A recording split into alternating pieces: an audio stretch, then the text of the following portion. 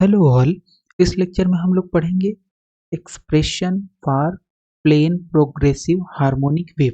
तो बेसिकली इस लेक्चर में हम प्रूफ करेंगे कि अगर हमारे पास कोई एक हार्मोनिक वेव है, यानी अगर एक वेव है, यहाँ से आया, यहाँ पे पार्टिकल है, तो ये पार्टिकल अगर हम एज्यूम कर ले कि हार्मोनिक मोशन कर रहा है, सिंपल हार्मोनिक मोशन कर रहा है, तो ये जो वेव का समीकरण होगा या ये जो पार्टिकल का डिस्प्लेसमेंट होगा उसको हम प्रूफ करेंगे y is equal to a sine omega t. हालांकि हमें पता है कि ये हाँ सिंपल हार्मोनिक वेव का इक्वेशन है, बट इसको हम प्रूफ करेंगे। ठीक है, तो प्रूफ कैसे करेंगे? बेसिकली सपोज हमारे पास ये एक वेव है, ठीक तरीके से वेव आगे की तरफ बढ़ती हुई जा रही है मीडियम में ऐसे ऐसे। ठीक है, तो मान लेते हैं एट एनी पॉइंट P आपके पास कोई एक पार्टिकल है। ठीक है, यहाँ पे क्या है, एक पार्टिकल है जिसकी दूरी जहां से वेव ओरिजिनेट हुई है, मान लो यहाँ से वेव जनरेट हुई, तो यहाँ से लेके यहाँ तक इसकी दूरी कितनी है, x। A plane progressive wave is one which travels onward through the medium in a given direction without attenuation.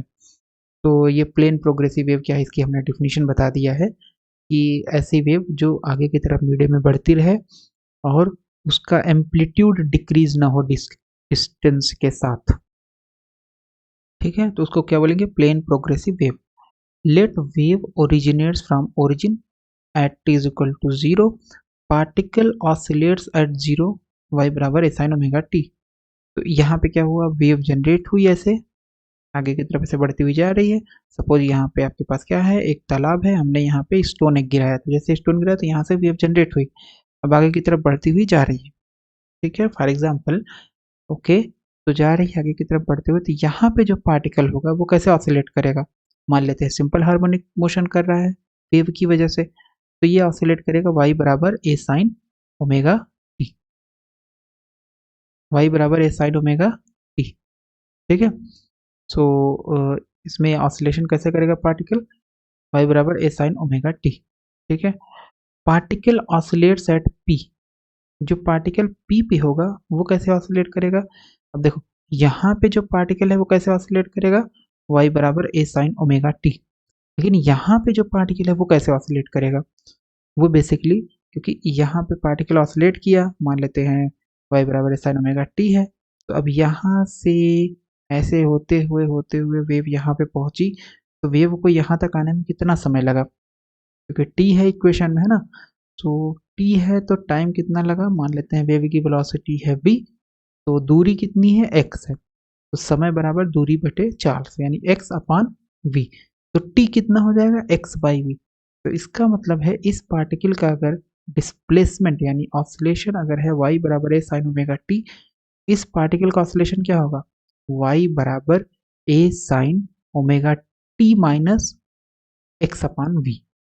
ठीक है, पार्टिकल ऑसिलेट्स एट p, कितने समय पहले करना चाहिए उसको, t माइनस एक्स अपान v, है ना, कितनी देर के बाद वो करेगा ऑसिलेशन, तो ये एक्स अपान वी टाइम पहले करेगा, ये एक्स अपान वी टाइम बाद में करेगा।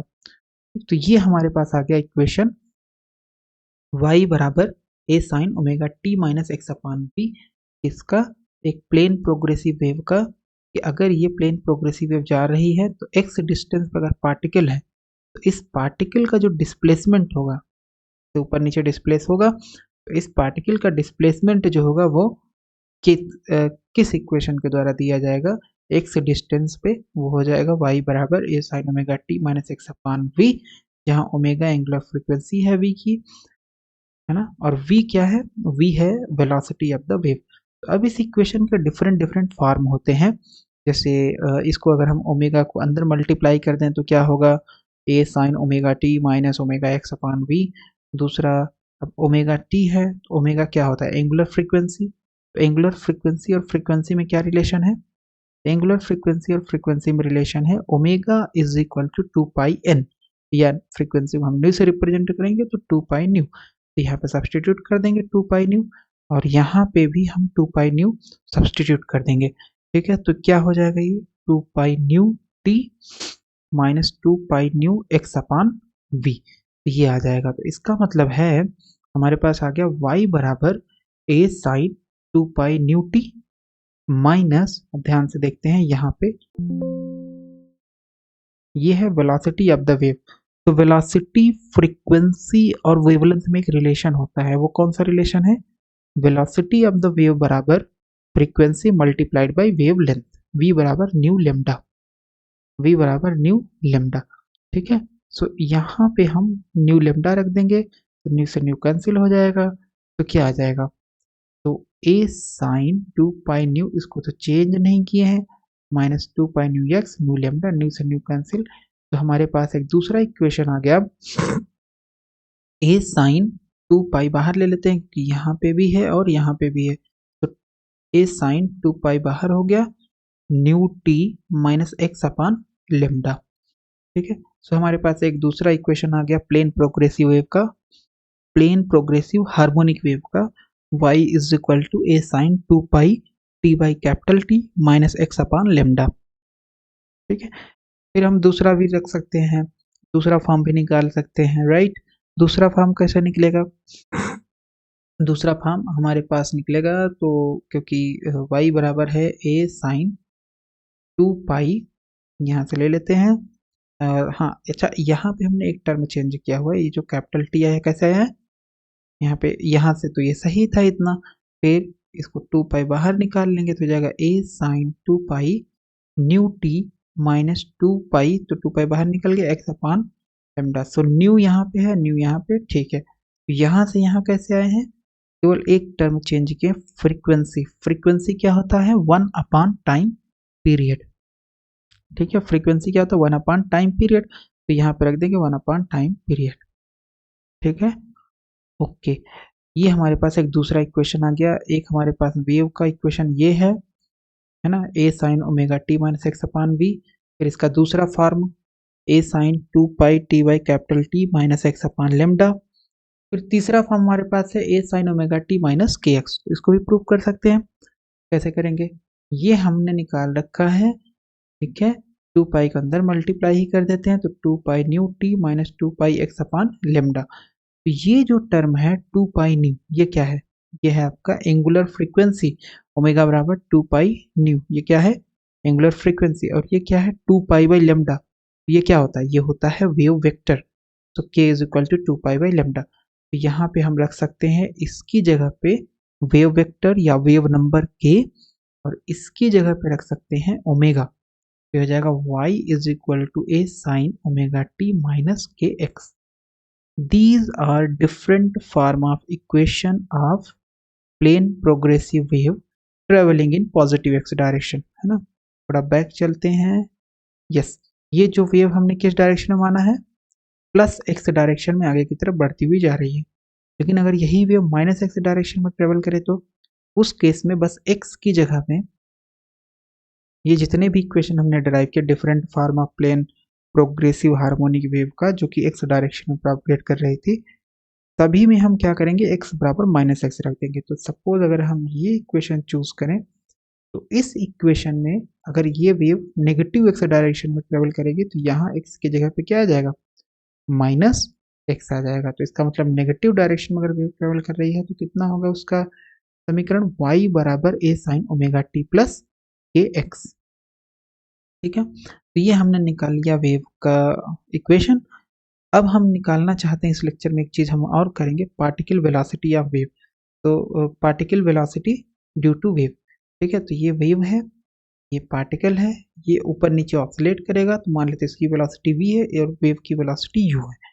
ठीक है, सो इसको कैसे निकालेंगे? अब देखो, ये पार्टिकल है, ठीक है, तो इसका अगर हमें डिस्प्लेसमेंट मिल जाए, तो डिस्प्लेसमेंट तो हमें पता है ए साइन, ठीक है, कोई सा भी इक्वेशन यूज कर लो, अगर मान लो कि एक्स डायरेक्शन में वेव ट्रेवल कर रही है तो के एक्स माइनस ओमेगा टी या omega t minus k x, है ना?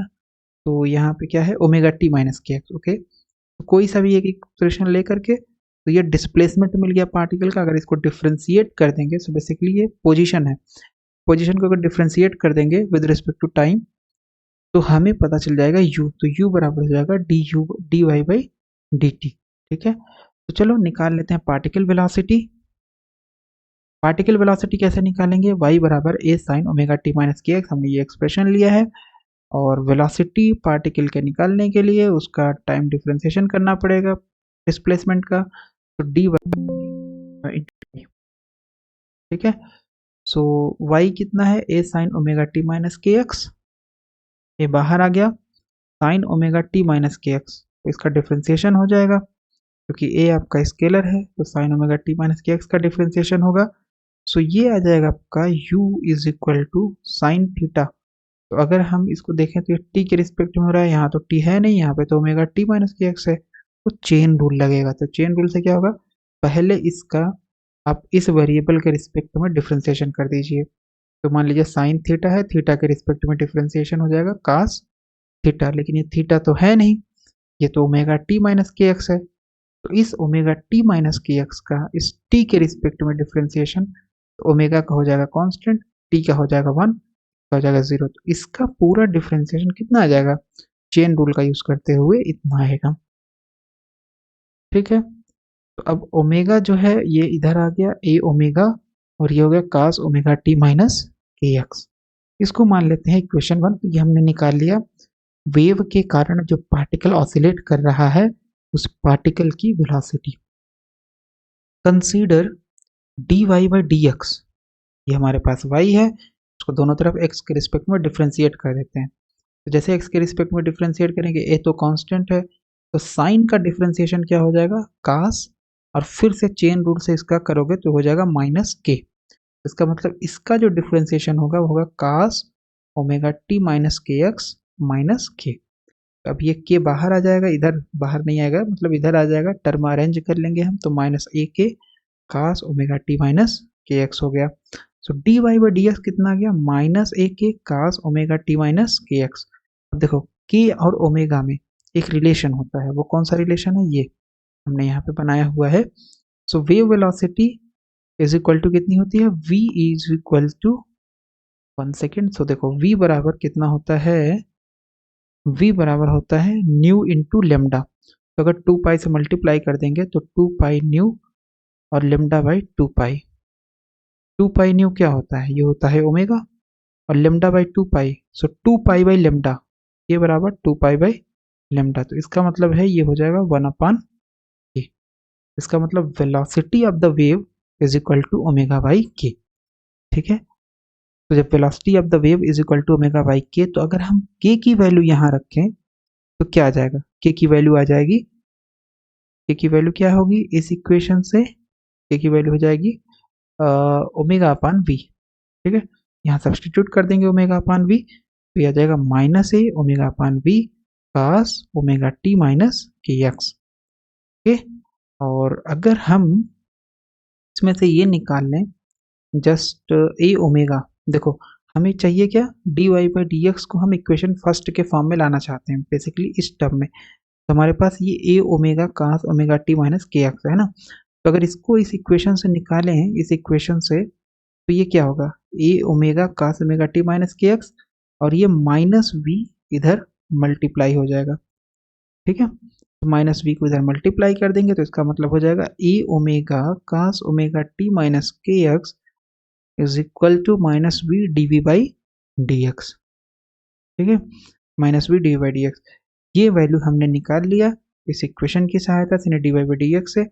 इस वैल्यू को उठाकर हम रख देंगे इक्वेशन फर्स्ट में। तो जैसे इक्वेशन फर्स्ट में रखेंगे तो u इज इक्वल टू आ जाएगा minus v d v by d x. इसका मतलब particle velocity is equal to minus wave velocity multiplied by d v by d x. देख लेते हैं यहाँ पे, substitute this value in equation 1, तो आ जाएगा particle velocity is equal to minus v d v by d x. तो particle velocity is equal to minus wave velocity multiplied by slope of displacement curve.